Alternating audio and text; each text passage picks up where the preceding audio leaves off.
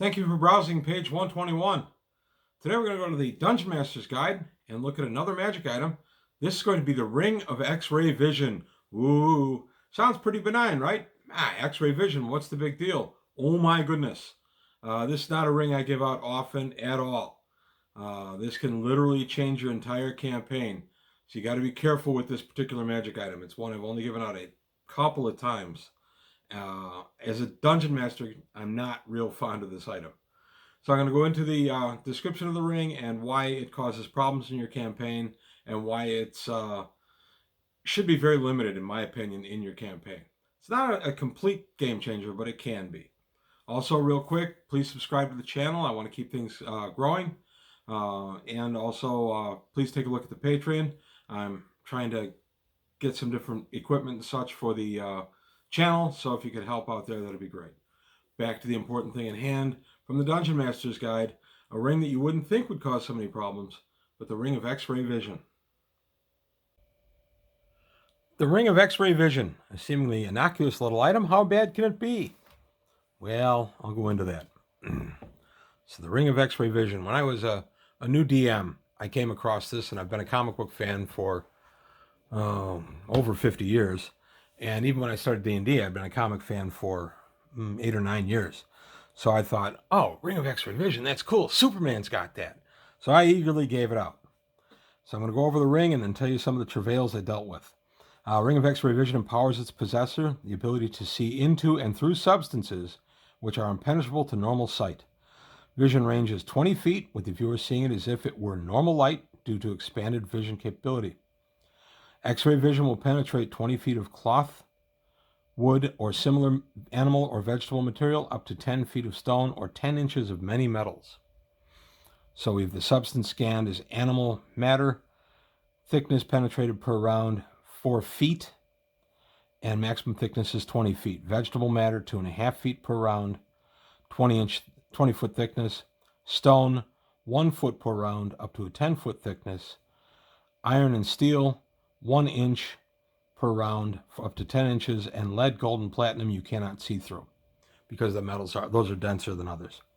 It's possible to scan 100 square feet of an area during one round. Thus, during one turn, the wearer of the ring could scan the full area of stone 10 foot by 10 foot by 10 foot, or 100 foot wide, or 10 foot thick, or 100 foot wide, 10 foot high, and 1 foot thick. Secret compartments, drawers, recesses, and doors are 90% likely to be located by X-ray vision scanning. Even though this ring enables its wearer to scan secret doors, traps, hidden items, and the like, it limits his or her use of the power, for it drains 1 point of Constitution if used more frequently than once every 6 turns. If it is used 3 turns in an hour, the loser uses 2 points of Constitution. 3 if used for 4 turns, etc. Constitution loss is recovered at the rate of 2 points per day of rest. Constitution of 2 means the wearer is exhausted and must rest immediately. No activity, not even walking, can be performed until Constitution of 3 or better is restored. So there's a seeming limit on there. Okay, but if you read what the limit says, it drains 1 point of Constitution if used more frequently than once every 6 turns. And then it says, if it's used for 3 turns in an hour, you lose 2 points of con. So if I only use this to scan through a door, and I'm only using it for a round or 2, and I don't use it again for an hour, I don't suffer the penalty for the Constitution drain. That was something that became very quickly noticed by my players, and they worked around it and just didn't use the ring all that much. They weren't scanning every single thing, but every chest they looked at got peeked into before they had to open it. Fortunately, this was a fighter wearing it, so I gave it limited utility as far as him describing traps to the thief of the group, but it was still a pain. If they were on the other side of a dungeon door, he could stop, scan through the door, and see what the monster was inside the room. Or scan through a wall, see where that went, where if the passage double backed on itself, anything like that. If they were outside of a city and they were looking for where the guards were positioned, they could just look through the guard tower. If they were within 20 feet of the guard tower, they could look inside the guard tower, at least at the ground level, and take a look at what the guards were doing and where they were staying. So the 20-foot distance limit seems to be quite a limiter. And then the scanning area seems to be a limiter, and the Constitution drain seems to be a limiter, except they're really not. They're easily worked around, and they're easily worked around by players who just stop, read the description, and think about it a little bit. And this can be a real game changer for your campaign. You end up having very few secrets from the party if someone's walking around with a ring of X-ray vision. I have probably given out 2 or 3 of these in the entire time I've run D&D. One was in my core campaign when I was a very new DM, so I would have given it out probably in 80 or 81. And oh, did I pay for that? That was a very savvy player, and he read the books like we did. We'd never banned the Dungeon Master's Guide from players because I always thought that was silly. They could read it on their own and just not tell me, so we never worried about that. And he read over the ring after he attained it, and here I thought I was being clever, giving this innocuous little ring that just gave vision powers, and then he made my life a nightmare because every game he was in, I had no real secrets. I did put in an occasional lead line chest, and I told him I'm just going to do it because just once in a while I need to have a surprise for you guys. But I couldn't really justify a lot of lead line dungeon walls, even though there are some to prevent scrying and things like that. And I did put 1 or 2 in.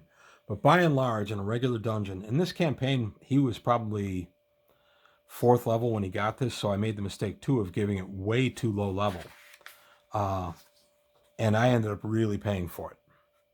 On the chart for experience points for the thing, Ring of X-ray Vision is worth 4,000 experience points. So, as I say, I was a new DM. I was a little too free with a magic item that I underestimated. Was much more powerful than I thought it was going to be and caused real problems.